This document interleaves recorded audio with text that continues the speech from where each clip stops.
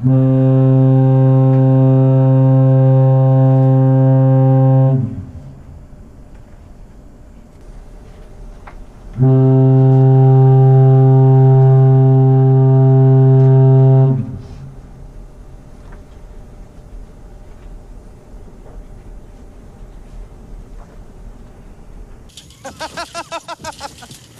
on up here. I want to show you. I don't want to do it. You don't want to do it? I want a pool. You want a pool? Yeah, we want a Come pool. on, come on up here. Up, up, up, up, up. Cet humour-là, moi, ça me touche parce que c'est un humour qui nous séduit et qui en même temps nous arrache les larmes. Enfin, alors, ce mélange-là, il est magique, quoi. Et on ne le trouve pas si souvent que ça dans la vie. Mais ça passe par quelque chose qui me tient très à cœur, c'est l'amour qu'a ce cinéaste pour tous les personnages qu'il met en scène dans ce film. Les petits, les médiocres, il les aime tous, il n'y en a pas un seul, même le mari de la femme qui fait des gâteaux, qui sape Johnny Depp, c'est une espèce de grand couillon maladroit, mais il est bouleversant, quoi. De mourir dans 30 cm d'eau, ça le rend sublime, quoi. Enfin voilà, il est maladroit, mais il veut bien faire. Avec la vie de tous les jours, d'arriver à intéresser, à émouvoir, à séduire, ça me plaît beaucoup. Et c'est vrai que c'est le cas de ce film, quoi. Même si on est sur une autre planète, parce qu'on est aux États-Unis, dans un petit village.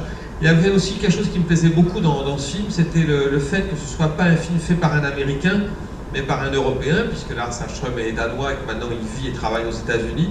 Et un Européen, un Nordique en l'occurrence, que les Américains ont appelé en disant « venez travailler chez nous, cher ami ». Et puis il est venu et il a fait ça. Et je trouve que, peut-être je me trompe, hein, mais je ne sais pas si un Américain aurait pu faire ce film, parce qu'il n'aurait pas eu le recul assez charmant que Lars Ahlström a manifestement, sans être absolument séduit par les États-Unis en trouvant que tout est super aux États-Unis. Il a un regard qui est un regard européen, quoi, vraiment. Et ça me touche. Pourquoi je trouve que la version française est très inférieure à la version américaine? Un acteur s'exprime par ce qu'il est, comment il bouge, comment il est, mais par sa voix aussi, et d'imaginer qu'on confisque la voix d'un acteur pour la remplacer par un autre acteur, si bon soit-il, c'est quand même lui couper un bras ou une jambe, je trouve. Et puis ça francise ça me gêne beaucoup. Je trouve que ça fait voix de studio.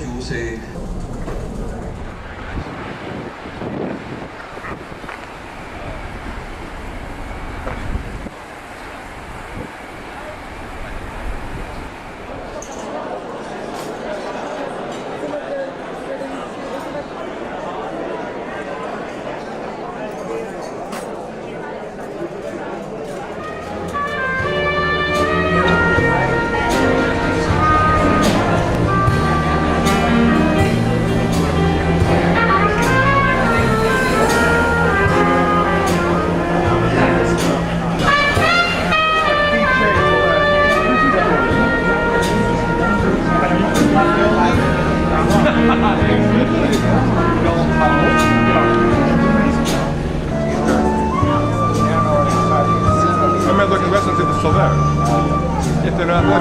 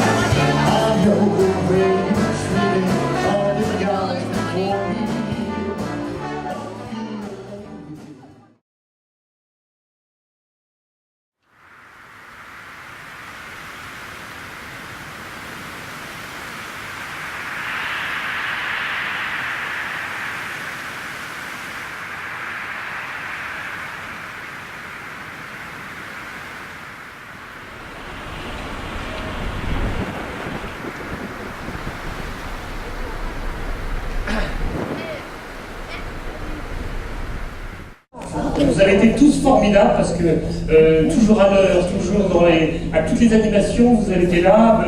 Questions brillantes, questions conviviales, intelligentes et affectueuses. Je trouve que vous avez été formidables et je tiens à vous remercier et vous applaudir. Puisqu'on est dans les remerciements ces derniers jours, je vais laisser Christian parler avec les invités, nos invités, mais un petit coup de chapeau quand même pour Béatrice et Sophie qui ont donné quand même tout leur cœur. Nous sommes à votre disposition là pour quelques questions, n'hésitez pas, nous avons la salle pendant environ encore une bonne demi-heure. La longueur et la puissance de ce qu'il veut vous transmettre, qui est la tâche de l'écrivain, c'est-à-dire un témoin tout à fait hors du temps et complètement dans le temps, un personnage irremplaçable que aucune technique moderne n'a su diminuer. Au contraire, la vertu de l'écriture, Douglas nous en a parlé, il a su la porter très haut. C'était un grand honneur d'avoir Douglas avec nous. En tout cas, Christian, on comprend pourquoi Christian est numéro 2, parce que tout ce qu'il a dit, évidemment, je le pense sincèrement, et je l'aurais dit mais beaucoup moins bien. C'est assez capital pour nous, parce que très souvent, en réalité, notre métier consiste à être un peu enfermé, non pas du tout dans une tour d'ivoire, mais dans une salle obscure pour Eric, dans une salle un peu moins obscure, parce qu'il faut une lumière pour lire en ce qui me concerne, mais nous écrivons sans relâche, jour après jour.